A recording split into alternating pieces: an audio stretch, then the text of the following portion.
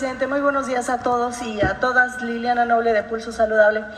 Señor presidente, usted nos hizo favor hace 2 semanas de presentarnos esta encuesta del INEGI de los datos de ingresos y gastos 2022. Yo quisiera conocer si este beneficio que ahora tienen en el ingreso estos grupos vulnerables o prioritarios que hoy les llaman, es el resultado de los programas sociales por una parte, y también conocer, usted ayer mencionaba que hay 5 millones de mexicanos menos que viven en la pobreza. También quisiera saber si esta relación tuviera usted conocimiento de qué manera ha resarcido esta intención del mexicano de emigrar a otras partes del mundo, y también saber si los mexicanos ya no tienen esta intención de emigrar en el interior de la República Mexicana. Esa sería mi primera pregunta. Gracias. Bueno, yo creo que se ha avanzado mucho, se demostró de que se puede alcanzar el bienestar del pueblo si se atiende primero a los más necesitados. La diferencia de la política económica que estamos aplicando con la política económica neoliberal, neoporfirista, que se aplicaba antes, es de que ellos destinaban el presupuesto y además todas las acciones del gobierno se orientaban a beneficiar a los de arriba de la pirámide social.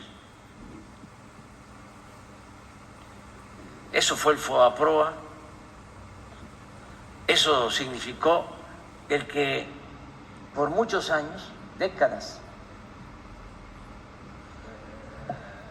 las corporaciones más importantes, empresas, bancos, no pagaran impuestos. Tenían ese privilegio fiscal. Y además siempre engañaban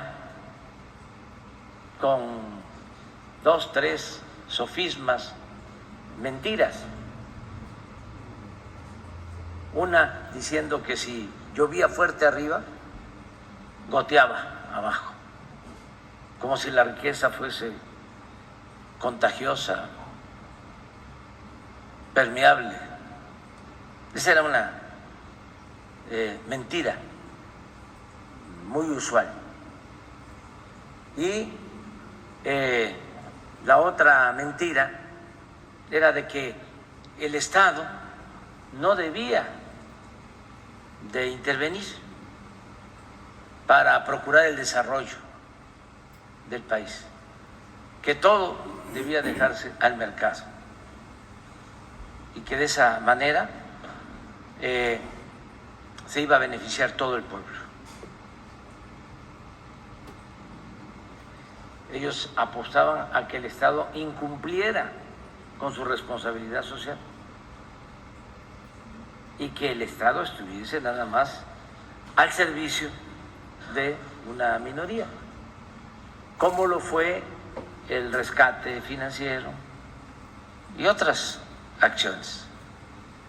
Entonces, eso ya cambió. Nosotros decidimos ayudar primero abajo y desde el principio comenzamos con esa nueva política que se puso a prueba con la pandemia, porque se nos cayó la economía. En ese entonces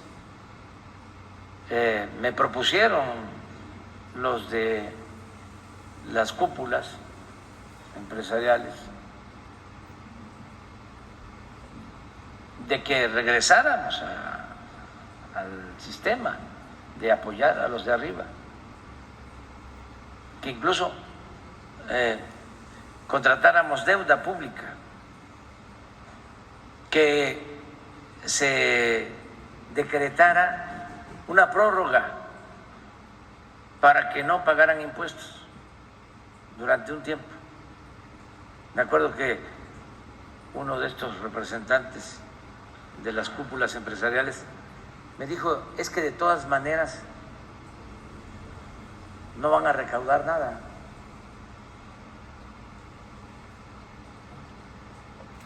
Entonces, pues no les hicimos caso. Y todo lo que teníamos se destinó a apoyar a los de abajo, para que no se creara, por la crisis económica tan fuerte, porque se nos cayó la economía a 8 puntos, que no se creara una crisis de consumo, de que la gente no tuviese ni siquiera para lo básico. Entonces, no solo continuamos apoyando abajo, sino reforzamos, destinamos más recursos abajo. Esto nos funcionó porque además, eso hay que decirlo, nos ayudaron mucho nuestros paisanos migrantes, porque cuando más lo necesitábamos, más dinero enviaron a sus familiares en México. Se incrementaron los montos de las remesas y eso también va abajo a 10 millones de familias de los pueblos más apartados. También nos ayudó mucho el que ya habíamos iniciado obras públicas, como nunca se incrementó la inversión pública. Para que tengan una idea, en el último año del presidente Peña Nieto, la inversión pública fue de 500,000 millones de pesos. La inversión pública de este año es 1 billón de pesos, es el doble. La inversión pública pues genera muchos empleos, el construir las obras, el echar a andar la industria de la construcción. Entonces, todo eso nos ayudó bastante y se fortaleció el mercado interno. Y por eso no hubo crisis tan fuerte en los tiempos de la pandemia. Nos recuperamos pronto en lo económico, ya llevamos 3 años creciendo más de 3% anual y no solo fue crecimiento económico, sino una mejor distribución del ingreso, de la riqueza, del presupuesto. Entonces, por eso funcionó nuestro modelo. ¿Qué significa este modelo? Es economía moral y humanismo mexicano. Y ya lo dije, vamos a patentarlo. Nada que ver con la política neoliberal o neoporfirista o con las recetas de los organismos financieros internacionales que imponen a ciertos países y que causan pobreza, desgracias. Entonces, esto es completamente distinto. Por eso logramos reducir la pobreza, independientemente si les caemos bien o no a nuestros adversarios, ¿Qué pueden decir ante eso? Ahí están los datos. Del 18 al 22, a pesar de la pandemia, se reduce la pobreza. Salen de la pobreza 5 millones de mexicanos. Pero todavía lo más importante es la reducción de la desigualdad económica y social. Porque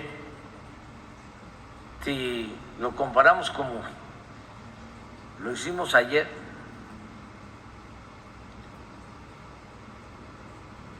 con el gobierno de Calderón, en ese entonces los que obtenían más ingresos, el decil de los que recibían más ingresos, los de arriba, era 25 veces, 35 veces, ¿sí? 35 veces superior a lo que tenían de ingresos los de abajo, los más pobres. 35 veces la diferencia. ¿Cómo se redujo? Ahora, a 15 veces.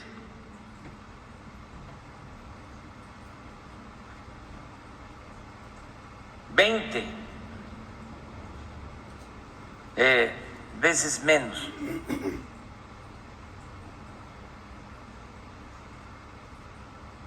Y subrayo, repito, en plena pandemia, o sea, con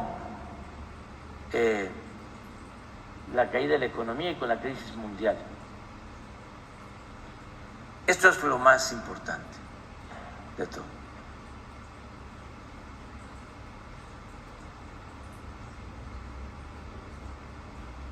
Y vamos a continuar, y estoy seguro que en la encuesta de ingresos-gastos que se haga en el 24 y se dé a conocer en el 25,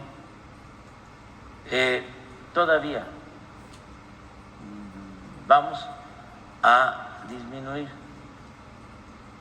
aún más la brecha entre los que reciben más y los que tienen menos. Y esto no necesariamente significa que los ricos de México se están empobreciendo. No, significa que los pobres están mejorando. Porque les puedo probar que a ver si tenemos la lámina. En el último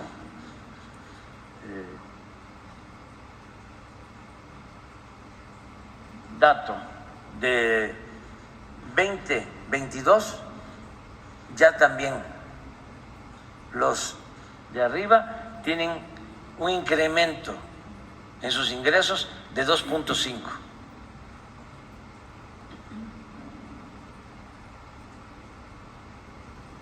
Ahí está.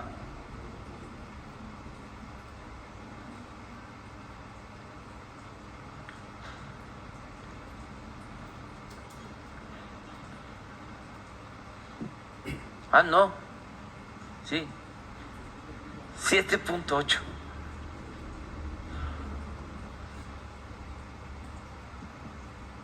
De el 20 al 22.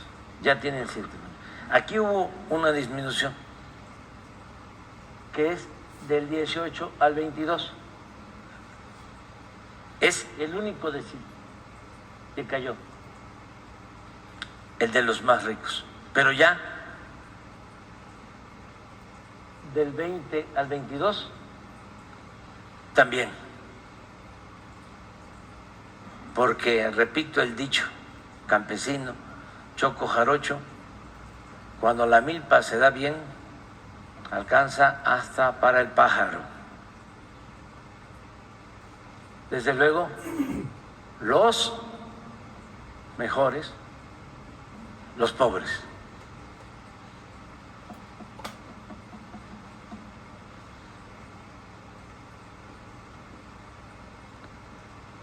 Es muy satisfactorio. Entonces, necesitamos continuar con la misma política, atender a todos, escuchar a todos y darle preferencia a la gente más necesitada. Bueno, ¿por qué también se benefician los de arriba? Y todos, clase media y la clase alta, porque si la mayoría del pueblo tiene ingresos, pues consume y se beneficia el comercio y se beneficia la industria. Esta recomendación la hicieron los magonistas cuando publicaron en 1906 el Plan Liberal. Hay como 2 planes, y agregaría uno más, que todos debemos conocer, todos los mexicanos. Ese Plan Liberal, a ver si pones una parte donde habla de cómo, si le va bien a los de abajo, le va bien a los de arriba.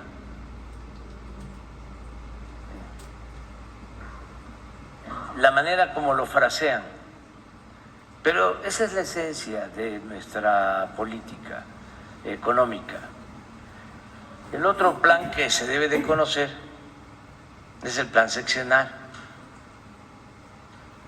del inicio del gobierno del presidente Cárdenas. Y el otro plan que les recomiendo, que es un añadido, es que el que presentamos nosotros al inicio del gobierno. Saben que antes los planes, durante todo el periodo neoliberal, se hacían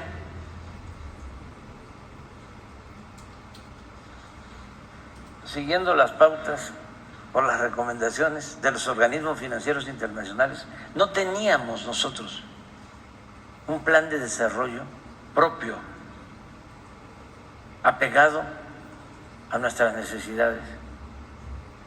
Nos imponían las llamadas reformas estructurales, nos imponían la agenda. Ahora el plan es nuestro.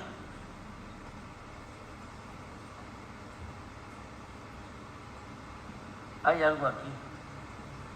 Es nada más por así. Sí. Aquí miren nada más.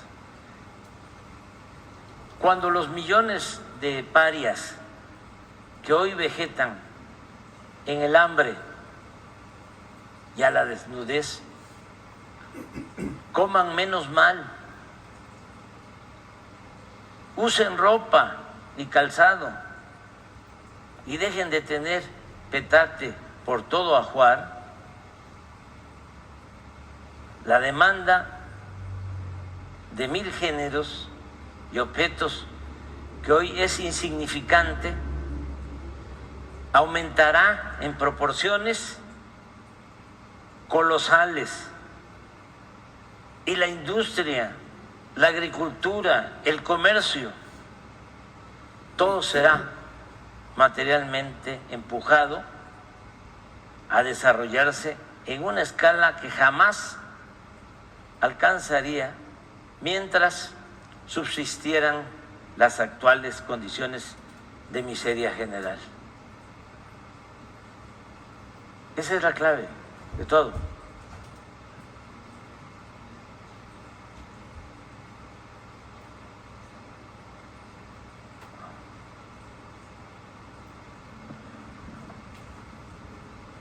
Esto es esencial. Y eso es lo que estamos aplicando. Presidente, ¿usted considera que estos beneficios que hoy se tienen pudieran contribuir a que las y los mexicanos migren menos a otras partes del mundo y sobre todo entre el país? Y como usted lo menciona, no por obligación, sino por puro placer. ¿Esto podría ir beneficiando esta intentona de migración? Ya está pasando.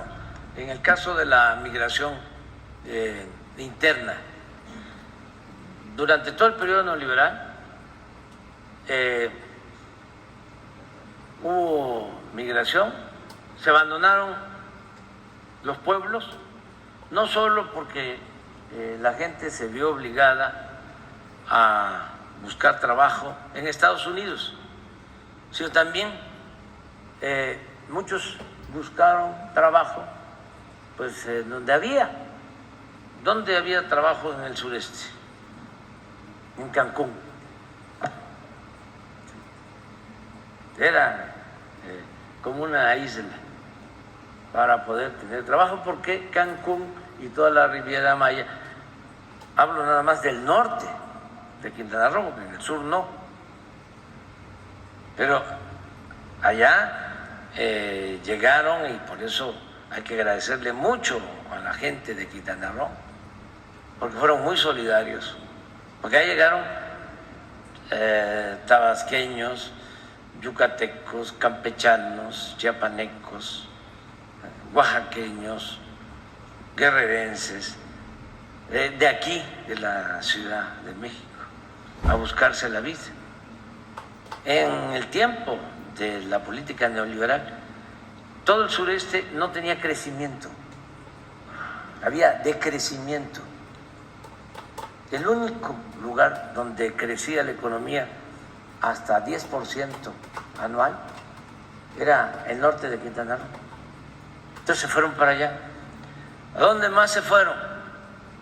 A las ciudades fronterizas, como más de 1 millón de veracruzanos. Entonces fueron a Matamoros, a Reynosa, a Juárez, a las ciudades fronterizas. Más de 1 millón de veracruzanos. ¿A dónde más? Pues a los otros centros turísticos, por ejemplo, mucha gente de Guerrero y de Sinaloa y de otros estados se fueron a Los Cabos, a Baja California, Vallarta, y también a grandes ciudades, la zona conurbada de Monterrey, mucha gente de la Huasteca, por ejemplo, de la Huasteca Potosina, a trabajar a Monterrey, de Zacatecas a Monterrey. Entonces, el crecimiento no fue un crecimiento horizontal, al grado de que de los cerca de 2.500 municipios, en 1.000 municipios, durante el periodo neoliberal, se perdió población, se despoblaron los pueblos y se concentró más población en donde había oportunidades de trabajo. Ahora no es así. Ahora, ¿cuál fue el estado en donde se redujo más la pobreza en los últimos tiempos. Chiapas. Chiapas. Número 1.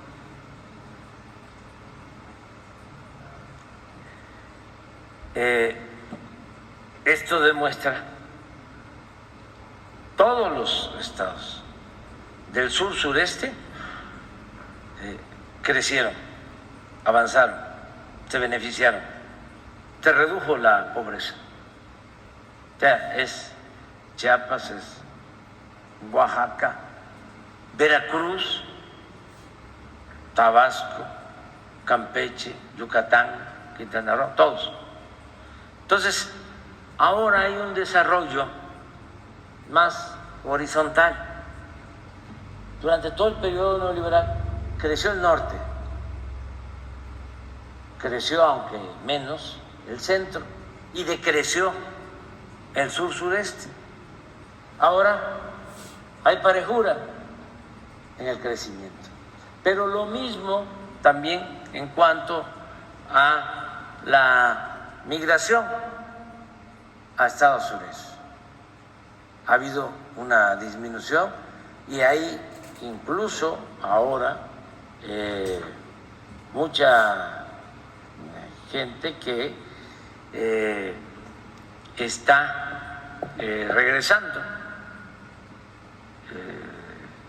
migrantes que están regresando, y yo espero que regresen más.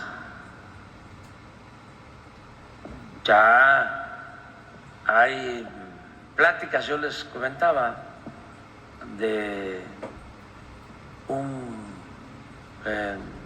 trabajador que le decía al otro, vámonos de regreso, ¿qué hacemos aquí?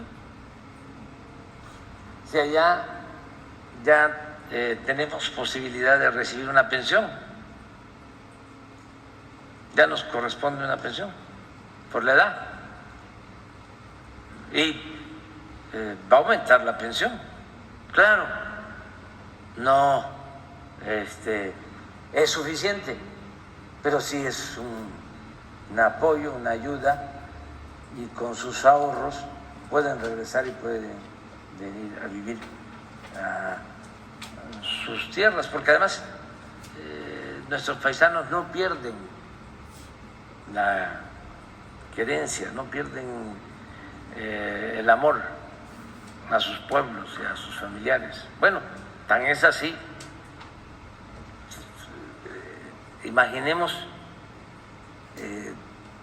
de qué otra nacionalidad, en qué otros países se observa el que se van los migrantes y envían más de 60,000 millones de dólares al año. No en todos los casos. Hay quienes salen de su país y ya pierden sus relaciones. Aquí no, aquí es religioso. Cada mes el envío de apoyo a sus familiares. Por eso, como México no hay dos, y sí está ayudando mucho a que la gente no se vea obligada a emigrar. Tenemos como primero, segundo, tercer lugar en el mundo como país con menos desempleo. La tasa de desempleo de nuestro país hoy es la más baja, pero en décadas. Y esto también ayuda mucho a que aumenten los salarios, porque ya no es fácil encontrar obreros calificados, cierreros, soldadores, ya es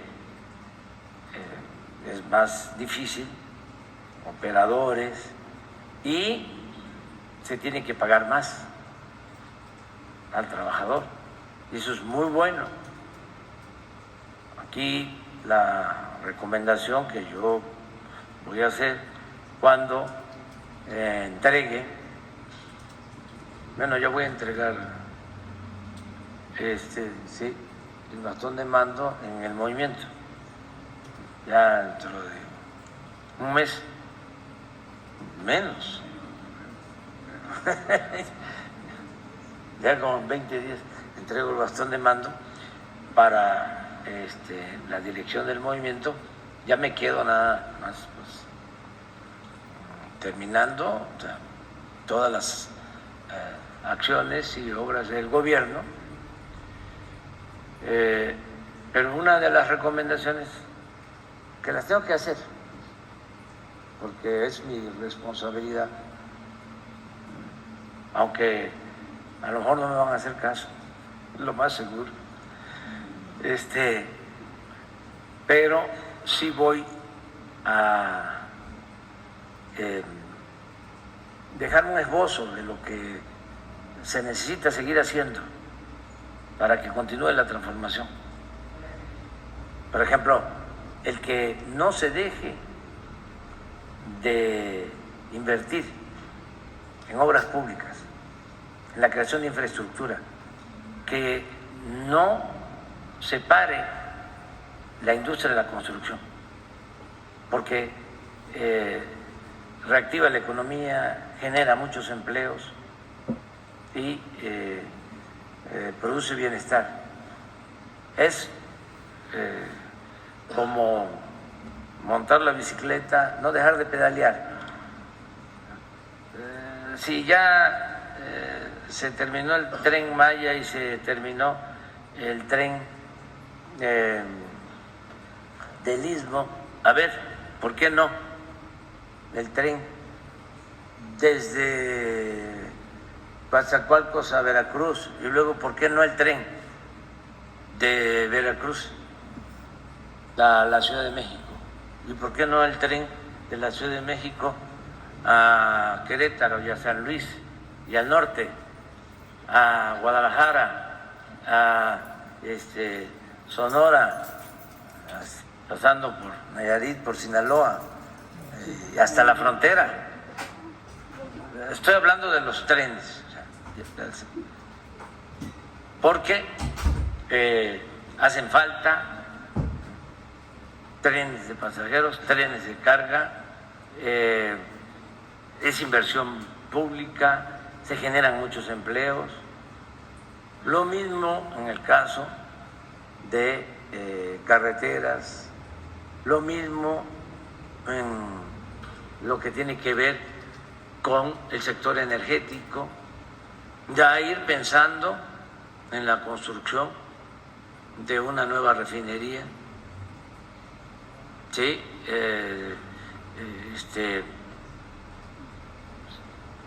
Desde luego, seguir invirtiendo en energías renovables,